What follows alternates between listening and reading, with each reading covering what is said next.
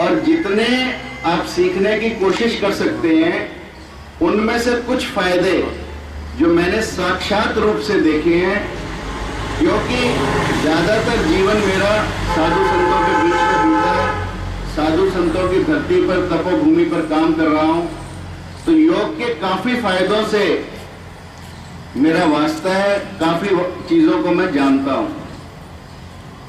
योग में अनेक ऐसी मुद्राएं हैं, जब आदमी यदि उनको करे तो चिंता से मुक्त हो जाता है।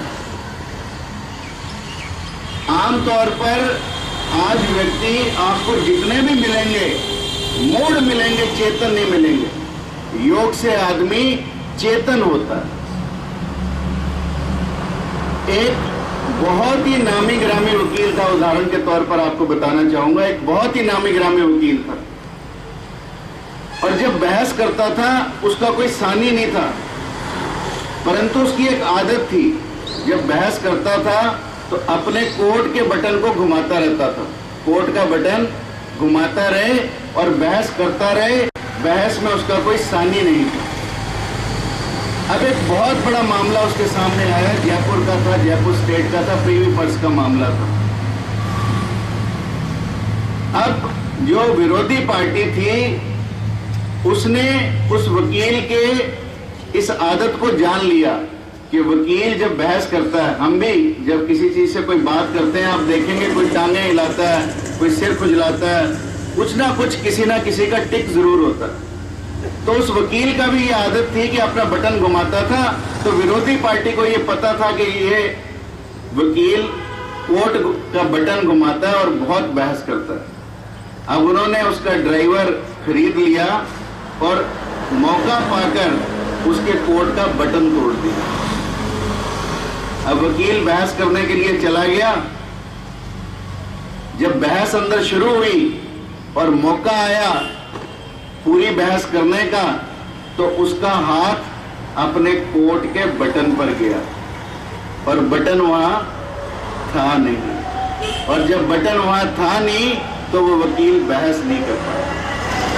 मतलब हम जब भी जीवन में सबसे विषम परिस्थितियों में होते हैं, उस समय हमारी कोई ना कोई मुद्रा ऐसी होती है जिससे हमारा दिमाग जड़ से चेतन होने लगता है। परंतु योग ने हमें अनेक ऐसी मुद्राएं सिखाई हैं जिससे यदि व्यक्ति करने लगे तो चिंता के स्थान पर चिंतन करने लगता है और चिंता से मुक्त हो जाता है। ये है योग का फायदा, यानी चिंता से चिंतन की कला। दूसरा छोटा सा उदाहरण आपको देता हूं। अब जीवन का ध्येय तो आंख के ऑपरेशन करने का है, परंतु यदि आप पूरी दुनिया में देखो, आंखों के अंधे तो 2% है, और अंधे जिनकी आंखें हैं, आंखें ठीक होते हुए भी लोग अंधे हैं, उनको हम कहते हैं आत्मा के अंधे। और आत्मा के अंधे 98% लोग हैं। अब आप मुझे बताओ कि आत्मा के अंधों का इलाज ज्यादा जरूरी है जो सैनी साहब कर रहे हैं, या आंख के अंधों का इलाज ज्यादा जरूरी है जो मैं कर रहा हूं? निश्चित तौर पर जो आत्मा के अंधे लोग हैं उनका इलाज अति आवश्यक है। और आत्मा के अंधेपन को कौन दूर करेगा? आत्मा के अंधेपन को दूर करता है योग। इसलिए यदि हम आत्मावान व्यक्ति बनना चाहते हैं, स्वामी विवेकानंद ने कहा कि इस देश को किसी चीज की आवश्यकता नहीं है, सारी समस्याओं का एक ही हल है कि इस देश में 100 आत्मावान व्यक्ति पैदा कर दो। यानी 100 व्यक्ति ऐसे जो गुरु नानक देव हो, जो गुरु गोविंद सिंह हो, जो झांसी की रानी जैसी हो, जो तांत्या टोपे हो, जो राम प्रसाद बिस्मिल हो, जो भगत सिंह हो, जो सुखदेव हो, जो राजगुरु हो, जो तांत्या टोपे हो या बाजीगर पेशा हो। ऐसे 100 व्यक्ति यदि इस देश में आत्मावान ऐसे 100 जागृत व्यक्ति हम पैदा कर पाए तो इस देश की दशा भी बदलेगी, दिशा भी बदलेगी और कोई कानून बनाने की इस देश को आवश्यकता नहीं।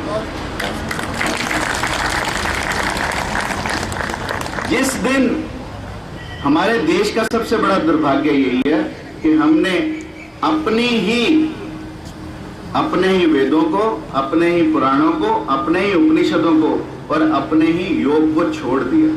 और बड़े हर्ष का विषय है कि आप सब उस पुनरुत्थान के कार्य में लगे हैं। इस योग से न केवल अपना उत्थान होगा परंतु देश का भी पुनरुत्थान होगा और ये देश पुनः सोने की चिड़िया कहलाएगा, पुनः विश्व गुरु बनेगा। ऐसा मेरा मानना है। ऐसा मेरा क्यों मानना है? क्योंकि किसी छोटे से बच्चे ने मेरे से प्रश्न किया कि दुनिया क्या है, तो बच्चे ने खुद कहा पापा दुनिया, किसी से पूछा उसने कहा गोल है, किसी और से पूछा उसने कहा चकोर है। आप बड़ा अध्ययन करते हो, आप बताओ दुनिया कैसी है। जब बच्चा कहे पिताजी आप बड़ा अध्ययन करते हो तो आप भी सोचने पर मजबूर हो जाते हो। तो मैंने भी बड़ा दिमाग लगाया। तो मेरे को बच्चे ने शाम को फिर पूछा कि पापा जी कुछ उत्तर मिला इस बात का? तो मैंने कहा बेटे दुनिया ना तो चकोर है, ना गोल है, ना चपटी है, दुनिया है 420। फिर मुझे स्वयं अनुभूति हुई कि दुनिया 420 कैसे हो सकती है। 420 तो दुनिया में रहने वाले हम लोग हैं और इस 420 से दूर कैसे हो। 420 का मतलब हमारा मन एक पेंडुलम की तरह कभी इधर कभी इधर, कभी इधर कभी इधर भागता है, एक स्थान पर स्थिर नहीं रहता। तो इसलिए हम 420 है क्योंकि हमारा मन स्थिर नहीं है। और इस मन को स्थिर कौन करेगा? इस मन को स्थिर करेगा योग।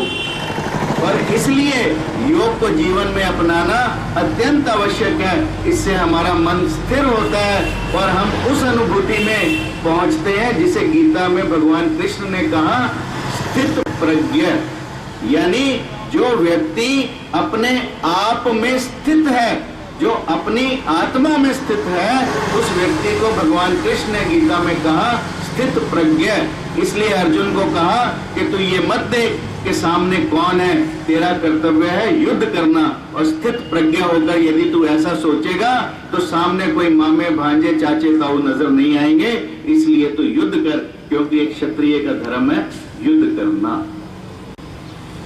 योग जैसा मैंने आपको कहा कि अपने अंदर झांकने की कला है। और हम सारी दुनिया में अपने अड़ोस पड़ोस के बारे में, पूरे विश्व के बारे में, आजकल तो इंटरनेट का जमाना है, बटन दबाओ सारे विश्व की खबर आ जाती है। हम सारे विश्व के बारे में जानना चाहते हैं परंतु अपने बारे में हम जानना नहीं चाहते। और योग एक ऐसी कला है जो हमें आत्म साक्षात्कार कराती है, अपने आप से जानने की कला सिखाती है। एक प्रदर्शनी लगी थी पेंटिंग्स की, बहुत बड़े बड़े कलाकारों ने अपनी पेंटिंग्स बनाई थी और मेरे जैसे किसी व्यक्ति को भी वहां पर बुला लिया गया कि आप आकर इन पेंटिंग्स को जज करो। अब ये व्यक्ति पेंटिंग्स को जज करने चला गया। पेंटिंग से कोई नाता नहीं था क्योंकि प्रोफेशन से कुछ और था, इसलिए पेंटिंग्स के बारे में समझ नहीं थी। एक पेंटिंग देखी मुंह चढ़ा दिया, दूसरी देखी मुंह चढ़ा दिया, तीसरी देखी मुंह चढ़ा दिया। जब आखिर में आया तो कहने लगा कि यार इस मोटे और गंजे व्यक्ति की इस प्रदर्शनी में क्या आवश्यकता थी।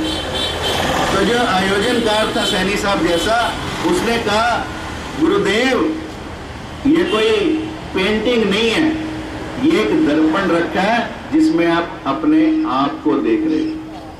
यानी वो कोई पेंटिंग नहीं थी, एक दर्पण था जो अपने आप को आपको दिखा रहा था। और उसे जो मोटा और गंजा व्यक्ति दिख रहा था वो स्वयं खुद था। और ये योग एक दर्पण का काम करता है जो आपको अपने आप से मिलाता है। अन्यथा पूरे दिन, मेरी बात मान लेना, जीवन में जो ये आप 1 घंटा 1.5 घंटा सुबह बिता के जाओगे यही आपका अपना है। बाकी सब तो बच्चों का है, माँ बाप का है, पति का है, किसी और का है। ये समय आपका अपना है, ये आपका समय अपने आप से मिलने का है, परमात्मा से मिलने का है। इसीलिए इस समय को अच्छे ढंग से, अच्छे निर्देशन में आप बिताएं, यही मेरी कामना है।